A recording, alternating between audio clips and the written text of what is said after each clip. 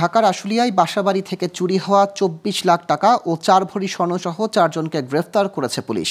সকালের সংবাদ সম্মেলনে সাভার সার্কেলের অতিরিক্ত পুলিশ সুপার শাহিনুর কবি জানান, তথ্য প্রযুক্তির সাহায্যে অভিযান চালিয়ে শরীয়তপুরের সখীপুর চর এলাকা থেকে দুজনকে গ্রেফতার করা হয়।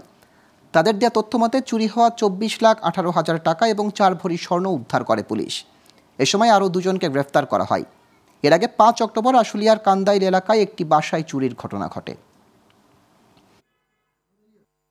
৪ নম্বর আসামির দেখা মতে আমরা ২৪,১৮,০০০ টাকা উদ্ধার করি। এছাড়া আমরা ৪ ভরি ৪ আনা স্বর্ণ উদ্ধার করি। আমাদের ৪ জন আসামি গ্রেপ্তার রয়েছে, অর্থাৎ হলো কেয়ারটেকার, তার স্ত্রী, তার হলো শ্যালক এবং তার শ্বশুর। এই সবাই এর সাথে জড়িত।